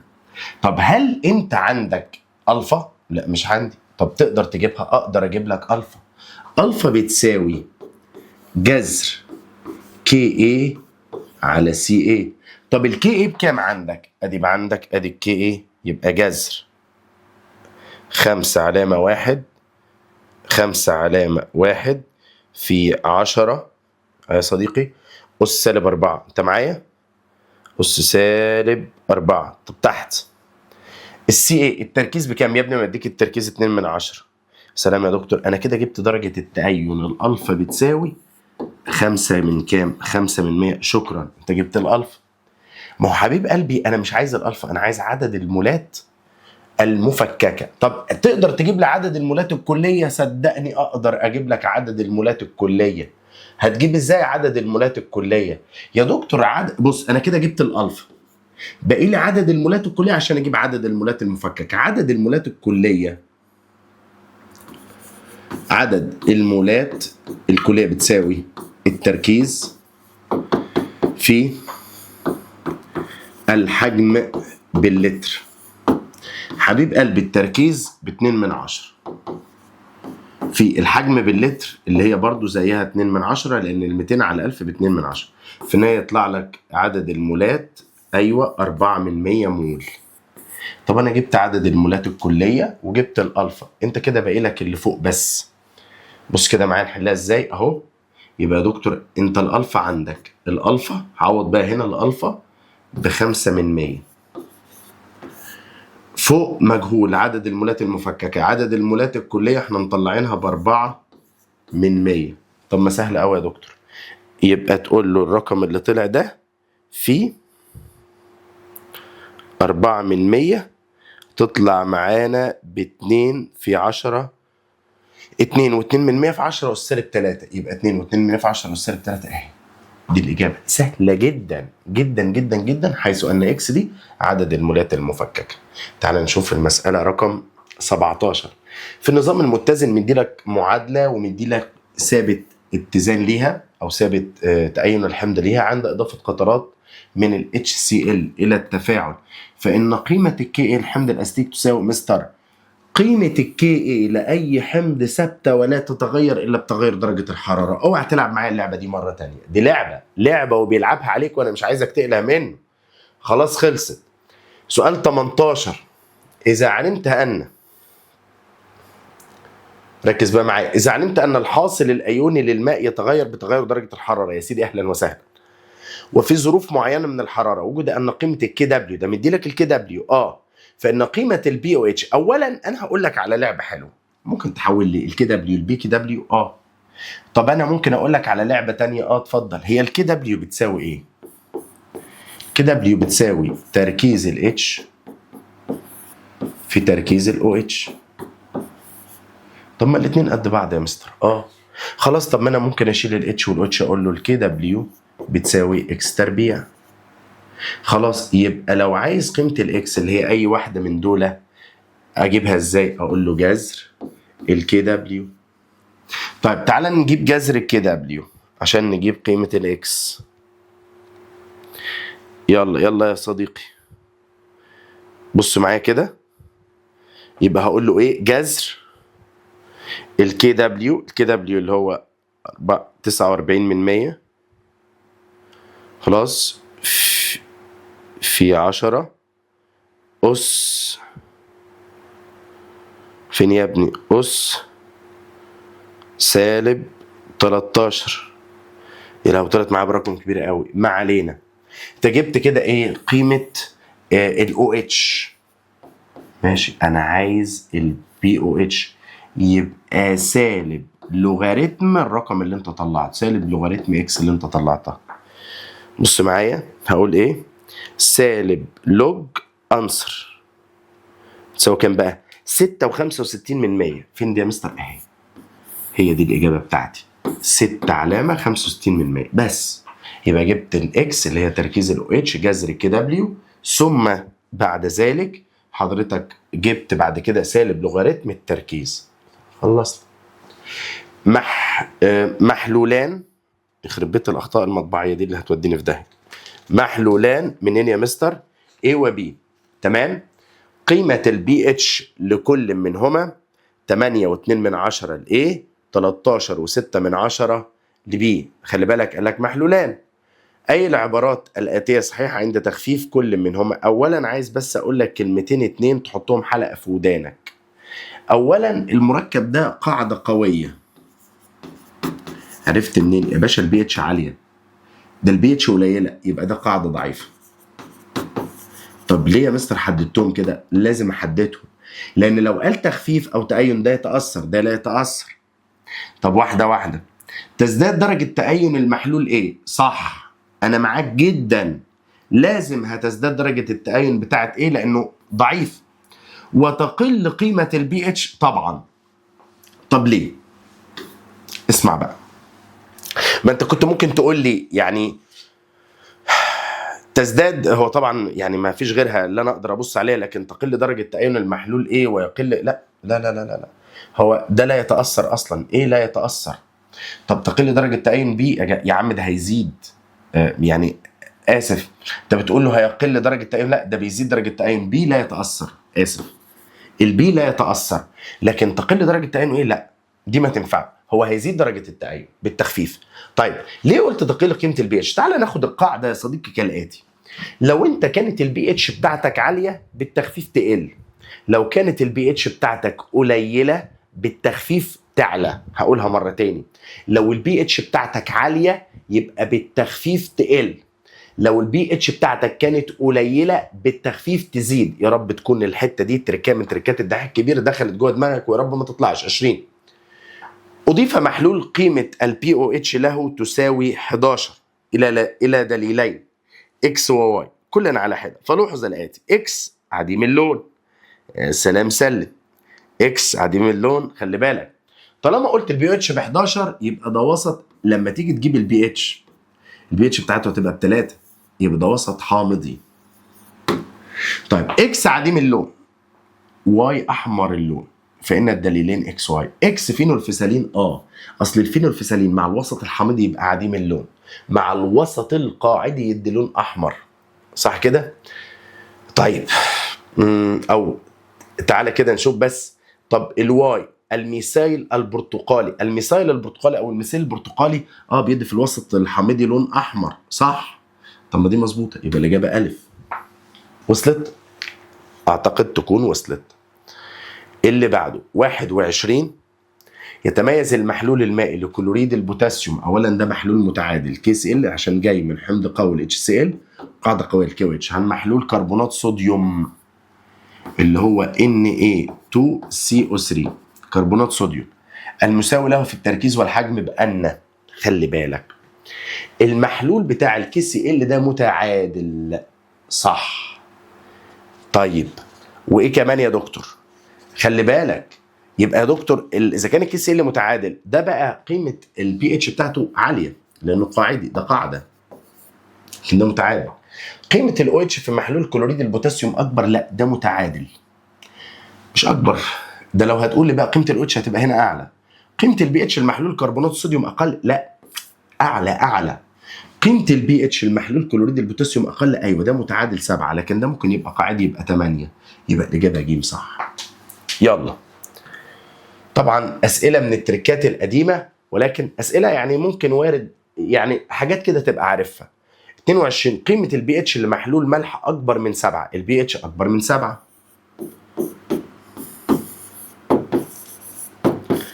يبقى ده قاعدي وانت مغمض. وكاتيون، فان انيون وكاتيون هذا الملح طالما اكبر من 7 يبقى لازم قاعدي، اول ذا تايم قاعدي. بص كده نترات صوديوم ده متعادل. ليه متعادل؟ قاعده قويه حمض قوي. الانيون كبريتات صوديوم متعادل حمض قوي قاعده قويه. كي سي ال متعادل حمض قوي قاعده قويه. طب اخيرا كاتيون بوتاسيوم وكربونات قاعده قويه كربونات ضعيفه، الحمض ضعيف، يبقى الاجابه هتكون د. كده البي اتش فعلا هتبقى اكبر من 7. استناني يا صديقي في مراجعات، لسه المراجعات بتاعتنا شغاله، هنزل لك مراجعات وانتظر حل كل الاسئله الاسترشاديه بتاعت النماذج الاسترشاديه، هنزل لك كل الاسترشادي، هحلل لك كل اسئله السنوات السابقه ان شاء الله. اشوفكم على خير اصدقاء الدحيحه، ويا رب يكون المراجعه دي فادتكم. كل اللي محتاجينه منكم بس دعواتكم لزمايلكم اللي في ثالثه ثانوي، ربنا يكون معاهم ويوفقهم ان شاء الله وييسر لهم كل حال باذن الله. اشوفكم على خير، ربنا معاكم، واشوفكم في فيديو قادم ان شاء الله. مع السلامه.